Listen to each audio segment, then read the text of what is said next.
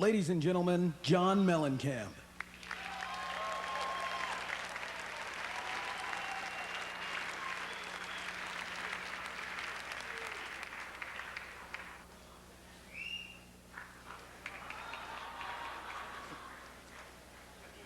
All right. In the summer of 1966, I was in 8th grade. I was 14 years old, discovering my freedom away from my parents, riding around in cars with older guys, driving from one small town to another, discovering the freedom of what a 305 Scrambler motorcycle felt like, driving down the Interstate 65 to Scottsburg, Indiana, in the middle of the night with no damn driver's license. And of course, the most powerful freedom of them all, a 17-year-old girl waiting on me. And when you're 14, that's big power, guys. That summer was great for me, and the soundtrack played on the radio, and the song on the radio was Summer in the City. And it played over and over and over again.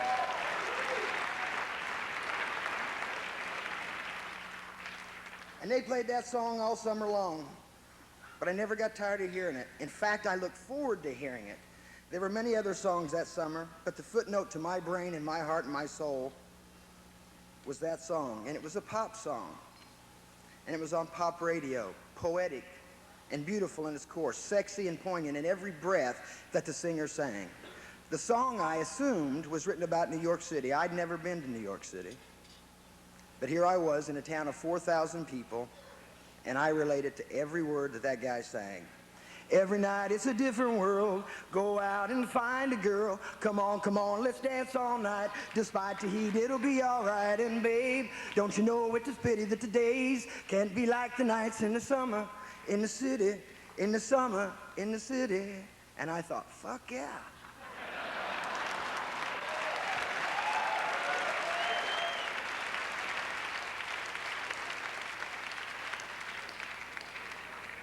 Later that summer, I was arrested in Columbus, Indiana, for operating a motorcycle with no driver's license. Excessive acceleration, disturbing the peace, public indecency, and public obnoxiousness. You guys ever heard of being arrested for public obnoxiousness? That's right, Donnie, you're right. So anyway, my attorney delays and delays, and now it's December 1966. Now I'm 15 years old, still don't have a driver's license, and I'm driving home from my court appearance, and I remember everything that happened that night. I remember what I had on. I remember the conversation that I was having with the kid. I remember thoughts that I was having, and I remember the smell of the cold winter day. I'm in a 1957 Chevy with a kid named Bill Herkamp, who was also arrested with me. It's 11:30 in the morning. It's Wednesday. We had to miss school to go to our court appearance, where my explanation to the judge was, hey, Jack, license don't drive no car. He didn't think I was funny either. Anyway, later on in the car, the radio was playing, and this song comes on about Nashville cats. I have no idea what a Nashville cat is. Guitar players were not part of my consciousness at that time. But I love what the guy was saying about these Nashville cats, and I thought, you know, one of these days I'm going to meet one of these Nashville cats. And I thought, nah, hell, one of these days I'm going to be one of these Nashville cats, right? So when I got back to Seymour, which is where I grew up, I took the remainder of the money that my parents had given me to pay my court fine, and I went to Sears and Roebuck, which is the only place to buy records back then, and I bought my first copy of Hums of the Lovin' Spoonful.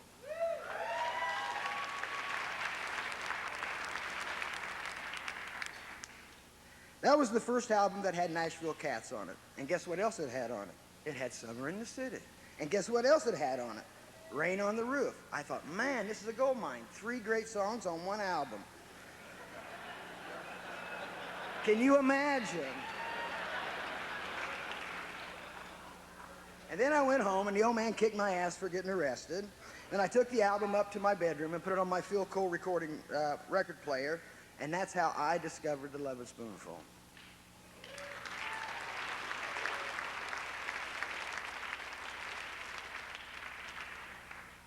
You know, that's the magic of a 15-year-old guy's memory. But as an adult, I have to examine the pathos of the Lovin' Spoonful. In 1965-66, it was the pinnacle of the British invasion. All these mamby-pamby English guys coming over here stealing the headlines, right? Singing songs like I Want to Hold Your Motherfucking Hand. Nothing personal, Paul. So how could, in what in essence was a folk rock band, complete with all this sensationalism, come from England? I know that the Beatles were the inspiration for the forming of the Lovin' Spoonful, but they weren't going to sound English. They were an American band. And the Spoonful weren't considered hip in the eyes of the developing U.S. rock press. Nothing fancy, nothing glitzy, nothing weird happening here. So the hipsters ignored the music, and that's what these guys were about, the music. Beautiful and wonderful in every song, never sounded the same, each song unique unto itself, and every element of the best of American music. The unique guitar playing of Zal and the smart, thoughtful songwriting of John Sebastian, not to mention his unique auto harp playing and vocal styling. The soulful country blues feeling coming from the rhythm of Joe Butler and Steve Boone. The band was only together 4 years and only made 4 albums. But check this out. Do you believe in magic? Did you ever have to make up your mind? What a day for a daydream. You didn't have to be so nice. Hot down summer in the city. The younger girl keeps rolling across my mind. Nashville cats, darling, be home soon. She's still a mystery, and the doctor said, give 'em jug band music. It seems to make 'em feel just fine.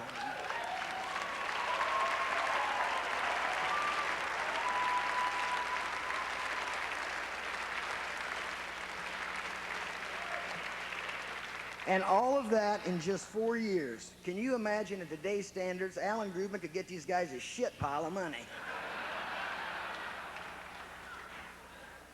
The albums were even, cohesive, and the songs were honest, and they slid easily into the American consciousness. The hipsters were too hip to notice.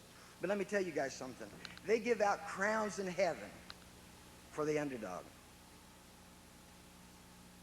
So long live the American bands, the ones that inspire other young Americans to pick up an instrument and play and have fun, like the Lovin' Spoonful did for me, by writing songs so beautiful and simple that a dumbass like me could get an acoustic guitar and play along. Great music at its best makes the listener believe that the magic's in the music and the music is about them. So congratulations.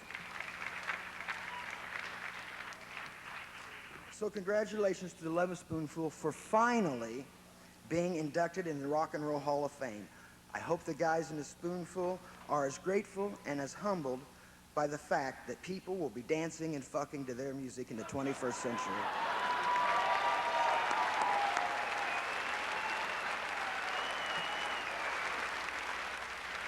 About 30 years ago...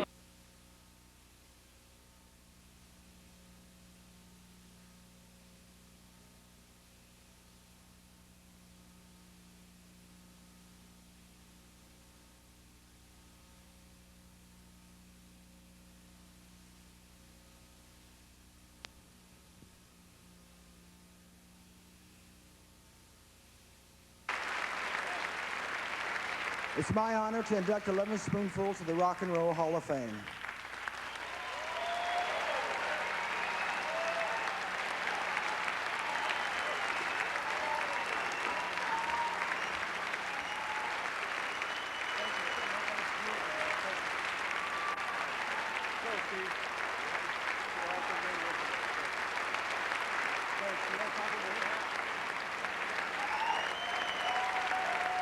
Can we all talk at once? Oh.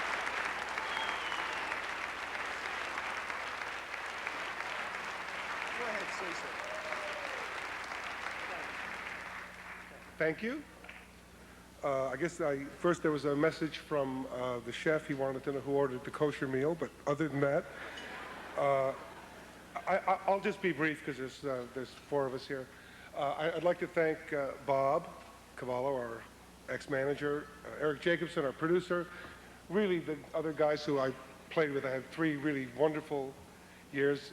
I don't remember much, but what I do was really pretty good. And I would really like to especially thank John for being a real mensch and for keeping the music in the music business, like really all the inductees are tonight, because that's really what it's about. It's about the music. And thank you all very much. And we're glad we're getting the award first. Hi, I'd like to thank all of y'all. But really, I love these guys, man. They're my bandmates. They've been my whole adult life. What an experience. Of course, I'd like to definitely thank Bob, Eric, Rich, Danny, Charlie, Don, the Kama Sutra crew at 1650, Artie, Hi, Phil. But I'm going to leave that to John and Joe because their memory is a lot better than mine. But you know, there's one person that I really do have to thank personally. Without him, I wouldn't be up here tonight. He's a guitar player. He founded a fabulous, groundbreaking group known as Auto Salvage. He's also my brother Skip out on Long Island. Thank you very much. And to everybody who's ever encouraged me to go for it, thank you too. This is for you.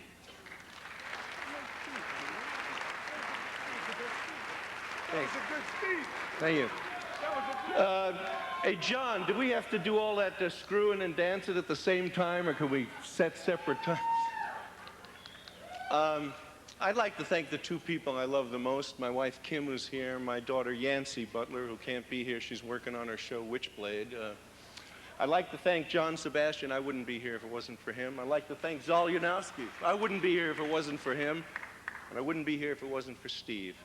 And mostly, I'd like to thank the Rock and Roll Hall of Fame, and I want to thank you. This is the gang I always wanted to run with.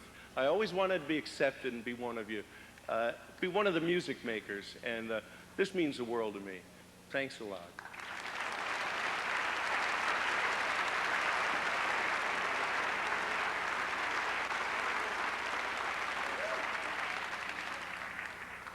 Well, I think it's important that the Lovin' Spoonful start out by thanking a group of men who did something at a time before it was really easy to do. That's being a roadie. And this goes back in the days before they had those nice rolling cases, you know.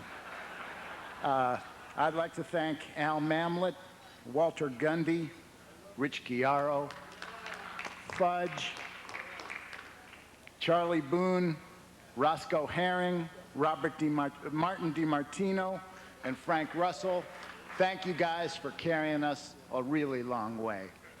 I'd also like to thank our Jewish angel, Cass Elliot, because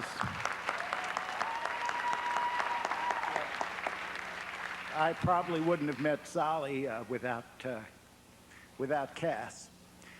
And I'd like to thank Fritz Richmond, who gave us our name and is my jug player to this day. I'd like to thank Mississippi John Hurt for his wonderful song.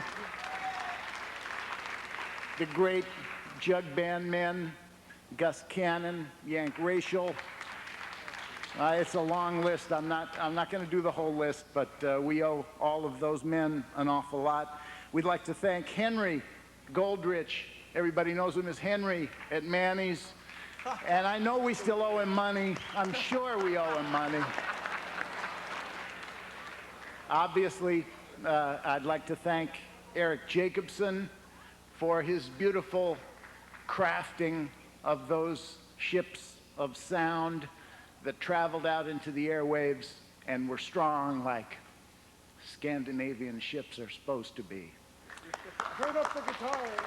I'd like to thank my brother Mark for his contribution to Summer in the City. It was our biggest single, and it probably wouldn't have been the same without his chorus. We'd like to thank Bob Cavallo for managing the unmanageable at a time when there just wasn't even a clue. And all of us would like to thank the various record companies, including RCA, BMG, Rhino, and the new Buddha. We'd like to thank Lieber Stoller and the Trio Gang and our Good Luck BMI team. Personally, a couple of things that I couldn't omit would be a thanks to the guy who opened the studio door to me when I was a kid, a fellow by the name of Paul Rothschild, who I miss.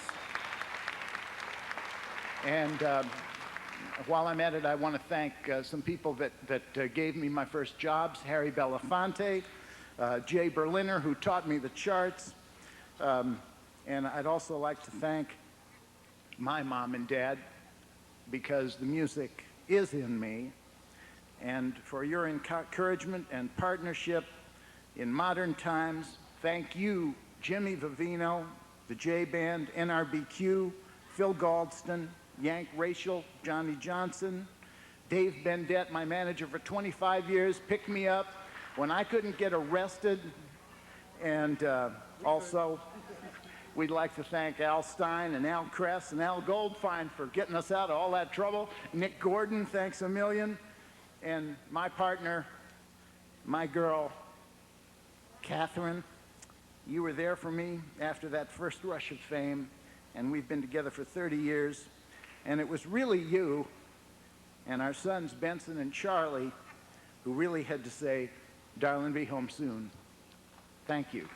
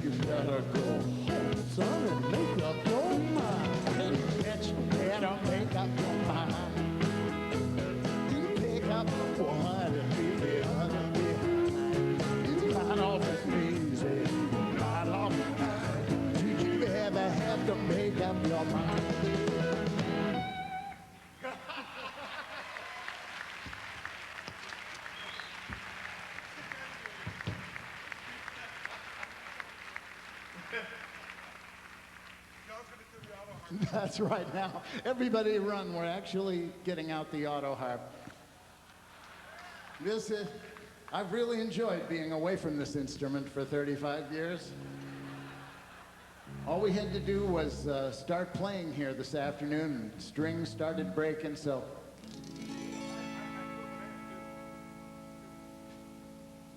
One, two, one, two, three.